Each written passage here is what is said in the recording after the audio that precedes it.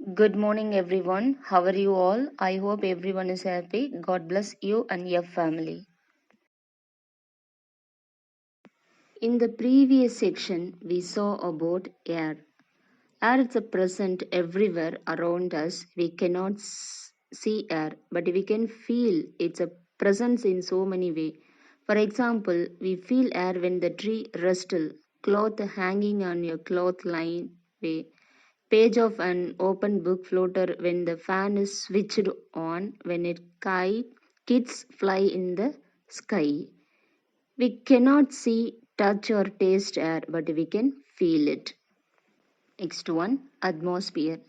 Our earth is surrounded by a huge envelope of air called the atmosphere. Atmosphere extends to more than 800 kilometers above the surface of the earth and is held in place by the earth gravity. The atmosphere is made up of five different layers: the troposphere, stratosphere, mesosphere, thermosphere, and exosphere. Next one, respiration in plants. Plants require energy for the growth and hence respiration also occurs in plant. During respiration, plants take in oxygen and release carbon dioxide just as animals do. Gases exchange with air in atmosphere take place in plant with the help of tiny holes called the stomata present their leaves. Photosynthesis. Plants manufacture food by process called photosynthesis. During photosynthesis, carbon dioxide from the air and water from the soil react in the presence of the sunlight to produce food. Most plants possess a green pigment called chlorophyll and it also used up in process of photosynthesis. Next one, respiration in animals. When we breathe in air, the oxygen present in the air react chemically with the digested food with the body to produce carbon dioxide, gas, water vapor and energy. This energy is required to carry out many process in the body such as movement, growth and repair. This process by which oxygen react with the digested food to form carbon dioxide, water vapor, energy is called respiration. In simple term, respiration means intaking oxygen and releasing carbon dioxide. I welcome everyone back to my class. Today we are going to discuss about a new lesson, cell. Cell is the structural and fundamental unit of life. The study of the cell from its basic structure to the functions of every cell organelle is called cell biology. All organisms are made up of cells. They may be made up of single cell, unicellular, or many cell, multicellular.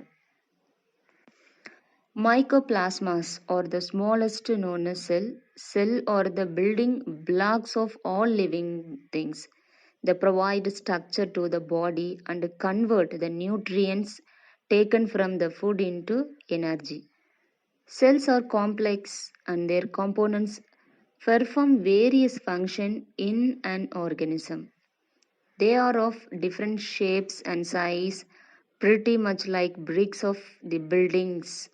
Our body is made up of cells of different shapes and size. Cells are the lowest level of organization in every life form, from organism to organism.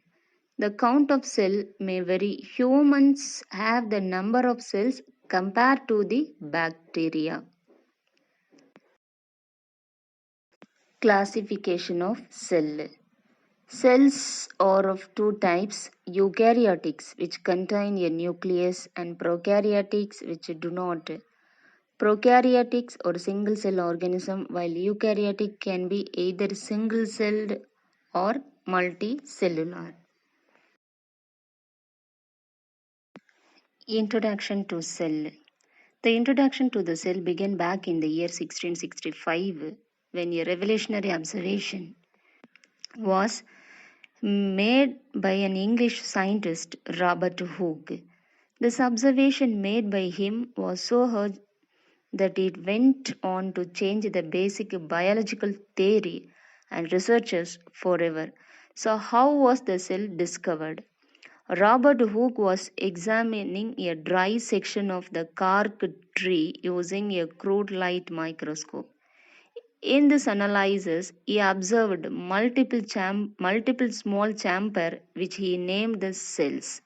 Thereafter, over the next 175 years, several kind of researches were made which led to the information of the cell theory that we know today. Based on the observation, Hooke published the book named Micrographia in the year 1665. The first such theory was proposed by the German botanist Matthias Jacob and the German physiologist Theodor Schwann in 1838. This theory was formalized in the year 1858 by the German researcher Rudolf Virchow. Now move on. Cell structure and functions. Cells are important element of living. Be it human or plant or animals, every living organism is composed of cells. Naturally, if they are the structural and functional unit of living organism, there has to be something peculiar about them. Do you know what is it? What it is about cell structure and function that make them so important? Let's find out. Cell structure and functions. Every organ in our body performs a variety of different functions such as digestion, assimilation, and absorption. Similarly, in the plant too, there are different organs of the plant which perform specialized or specific function. For instance, the root of the plant help in the absorption of the mineral and water. In our body and in the body of every living organism, every organ is composed of the smaller parts known as tissue. A tissue is a group of like the cell that perform a specific functions. Let's learn more about the cell structure and functions. Typically, the cell consists of the three major parts. The first one, cell membrane, and second one, cytoplasm, and third one, nucleus. Now we will going to discuss about part of the cell. First one, cell membrane. One of the most important part of the cell is the cell membrane. The cell membrane acts as the semi-permeable barrier. It allows only a few molecules occurs. It and the infants, the majority of the organs produce the chemical inside the cell. The primary component of the cell are cell membrane, nucleus, and cytoplasm. The nucleus and cytoplasm are enclosed within the cell membrane, that is also known as the plasma membrane. The plasma membrane is porous and allow the movement of material or substances both inside and outside. Cell membrane offers shape and rigidity to the cell. In the case of the plant cells, beside the cell membrane, there is also an outer thick layer that is known as the cell wall. This additional layer which surrounds the cell membrane is necessary for offering the requisite protection to the plant cell. The cell of the plants need protection against the variation in temperature, high wind speed, atmospheric moisture, etc. Now move on, cytoplasm. Another important part of the cell is the cytoplasm. It is a jelly-like substance. You know the gel that is present between the nucleus and the cell membrane. There are a number of other component or organelle of the cell that can be found in cytoplasm. These are mitochondria, Golgi bodies, ribosome, etc. Now move on nucleus. The nucleus is believed to the most important component of the living cell. It is located in the center of the cell and is usually spherical in shape. You can stain the nucleus, stain means color, nucleus and see it clearly by using a microscope. Nucleus is separated from cytoplasm by a membrane known as the nuclear membrane.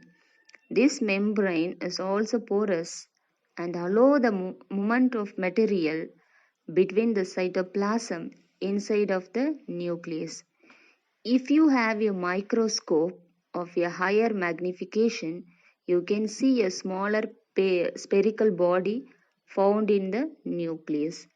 This is the nucleolus. Beside the nucleus also has several thread-like structure known as chromosome. The chromosome carry gene and support in transfer or inheritance of character from the parent to the offspring. You can only see the chromosome when the cell divide.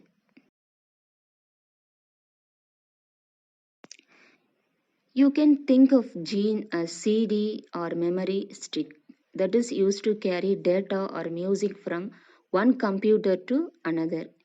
In this similar fashion, genes carry genetic code that are responsible for the unique physical character of an animal or a plant. Nucleus work as the control center of the activity of the cell. The entire content of the living cell is known as protoplasm.